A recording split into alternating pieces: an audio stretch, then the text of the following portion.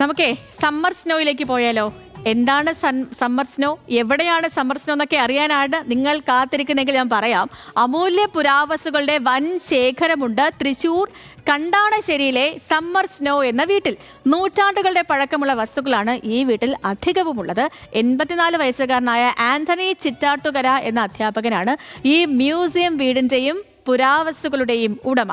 ആന്റണി മാഷിന്റെ വീട്ടിലെത്തി തിരികെ മടങ്ങുന്നവരെല്ലാം പറയും ഈ സംഗതി സൂപ്പറാണെന്ന്.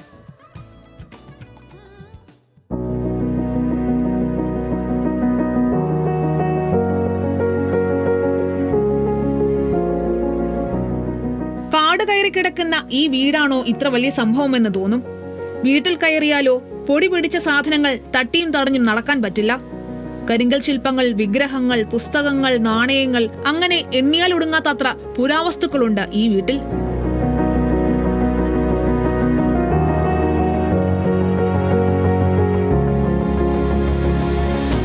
അധ്യാപകനും എഴുത്തുകാരനുമായിരുന്ന തൃശൂർ കണ്ടാണശ്ശേരി സ്വദേശി ആന്റണി ചിറ്റാട്ടുകരയാണ് ഈ വീടിന്റെയും ഈ സാധനങ്ങളുടെയുമെല്ലാം ഉടമസ്ഥൻ.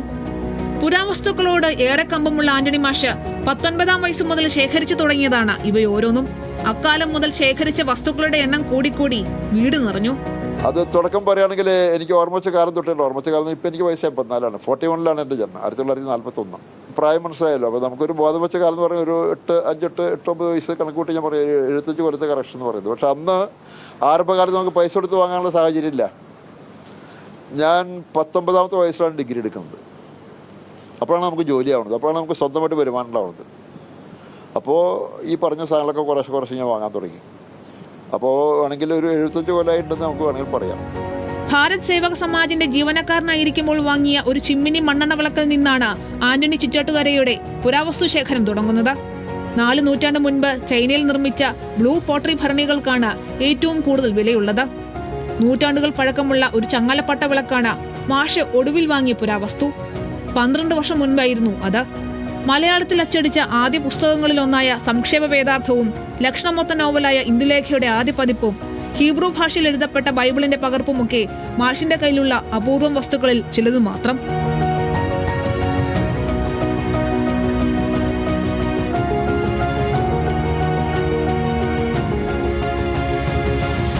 ഗുരുവായ സ്വാതന്ത്ര്യ സമര സേനാനി NK രാഘവ പൊതുവാളിൽ നിന്ന് ലഭിച്ച മഹാത്മാഗാന്ധിയുടെ രക്തം പുരണ്ട മണ്ണും അദ്ദേഹത്തിന്റെ കത്തുകളും കണ്ണടയും ചർക്കയും ഒക്കെ ഒരു കാലത്ത് ആന്റണി മാഷിന്റെ കയ്യിലുണ്ടായിരുന്നു. എന്നാൽ സ്വന്തമായ ഒരു മ്യൂസിയം തുടങ്ങണമെന്ന ആഗ്രഹത്താൽ ഒരു ഇംഗ്ലീഷ് കമ്പനിക്ക് അദ്ദേഹം അത് ലേലം ചെയ്യാനായി നൽകി. കമ്പനി സാധനങ്ങൾ വിറ്റഴിച്ചെങ്കിലും ആന്റണി മാഷിന് അതിൽ നിന്ന് കാര്യമായ പ്രതിഫലം ലഭിച്ചില്ല. അതോടെ അദ്ദേഹം സ്വന്തം മ്യൂസിയം എന്ന സ്വപ്നം അവസാനിപ്പിച്ചു. ആദ്യമെല്ലാം പുരാവസ്തുക്കൾ കൊണ്ടുവരുമ്പോൾ വീട്ടിലുള്ളവർ എതിർത്തു. പിന്നീട് ഒരിക്കൽ ആന്റണി മാഷിനെ കുറിച്ച് ഒരു പത്രലേഖനം വന്നതോടെയാണ് അവരെല്ലാം കാര്യം മനസ്സിലാക്കുന്നതും വീട്ടിലുള്ള സാധനങ്ങളുടെ മൂല്യം തിരിച്ചറിയുന്നതും.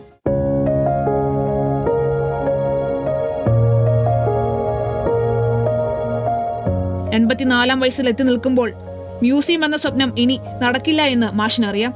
അതുകൊണ്ട് തന്നെ ഈ വസ്തുക്കൾ മൊത്തമായി ഏറ്റെടുക്കാൻ തയ്യാറുള്ളവർക്ക് വിൽക്കാനാണ് ആഗ്രഹിക്കുന്നത്. പുരാവസ്തു വകുപ്പിൽ നിന്ന് പലകുറി സർക്കാർ ഉദ്യോഗസ്ഥർ ആന്റണി മാഷിനെ കാണാൻ വന്നിരുന്നു. എന്നാൽ പ്രതിഫലം നൽകി ഈ വസ്തുക്കൾ ഏറ്റെടുക്കാൻ സർക്കാരിന് പണമില്ലെന്നാണ് അവർ അറിയിച്ചത്. 75 വർഷത്തിനിടയിൽ ചെറുതും വലുതുമായ സമ്പാദ്യം ഉപയോഗിച്ച് വാങ്ങിയതാണ് ഇതെല്ലാം. അതുകൊണ്ട് തന്നെ സൗജന്യമായി ഇതൊക്കെ സർക്കാരിന് വിട്ടു നൽകാൻ ആന്റണി മാഷിനും മനസ്സില്ല. വർഷങ്ങളായി വിദേശത്ത് താമസമാക്കിയ മകളും ഇത് ഏറ്റെടുക്കാൻ തയ്യാറാകുന്നില്ല. അധികം വൈകാതെ തന്നെ പുരാവസ്തുക്കളിൽ താല്പര്യമുള്ള ആരെങ്കിലും ഇത് വാങ്ങാനെത്തുമെന്ന പ്രതീക്ഷയിലാണ് ആന്റണി മാഷ് ഉള്ളത്.